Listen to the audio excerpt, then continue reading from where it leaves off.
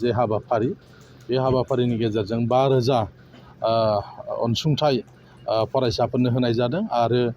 सारा बिटिसिआवनो गासैबो बिटिसिआवनो होनाय जादों। बिटिसिनि मोनफ्रोमबो बियाब माने समस्थियाव 100 फरायसाफोरनो बे अनसुंथाइखौ होनाय जादों जाहाथे गोरिब थाखोनि फरायसाफ्रा जाहाथे एसेबाबो सहाय मोनो बेनिखौ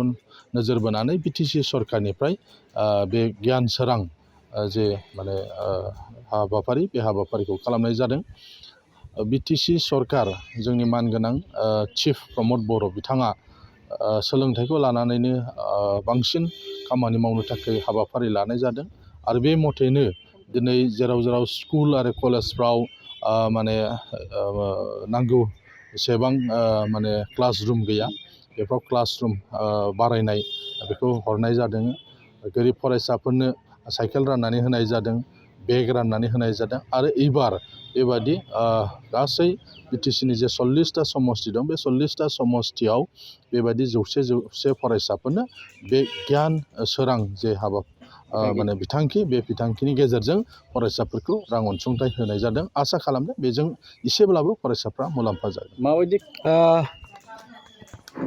जोंनि बिटिआर काउन्सिल सरकारा जोंनि फरायसाफोरखौ फरायनायाव थुलुंगाखांहोनो आरो फरायसाफोरनि फरायनायाव एसेब्लाबो मदद जानायनि थाखाय जे मोनसे गियान सोरां बिथांखि आसनि बानायनानै जे जोंनि फंबाय बिनानाव फरायसा फरायसुलिफोरनो जे स्कलारशिप होनाय जे बिथांखि बे बिथांखि हिसाबै जों बावखुंग्रि समस्तियाव गासै जोङो 102 102 स्टुडेन्टफोरनो जोङो नैबे स्कलारशिपखौ जोङो होनो थाखाय जों सेलेक्सन खालामदों आरो जोंनि काउन्सिलनि सरकारनि बिथोन बादियै 2 तारिखनि गेजेराव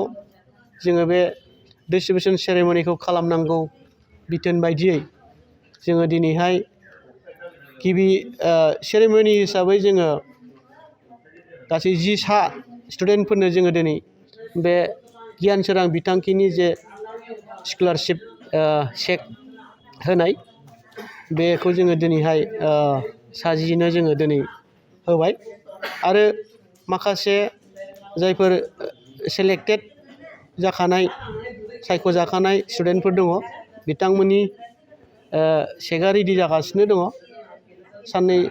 सानथामनि उनाव रेडि जायोबानो जोङो कमप्लिट थाबैनो नैबे चेकखौ जोङो होनायखौ जोङो सानदों। सेलेक्सननि बेलायाव बेनो जायफोर गथ'फ्रा बिपिएल फेमिलि जायफोर न'खरफ्रा गोरिब थाखोनि फरायनायाव गोबां खस्थ' बे हिसाबै प्रायरिटि हिसाबै जोङो बिथांमोननि बिपिएल फेमिलिनिफ्राय जोङो बे प्रायरिटि हिसाबै जोङो सेलेक्सन खालामनाय जादों आरो जोङो जेरैबायदि जोङो खालामदों बियो जोङो ओनसोलाव एरियायाव जायफोर खस्थ'यै दिनै फरायगासिनो दं बिथांमोननो जोङो होनाय जादों।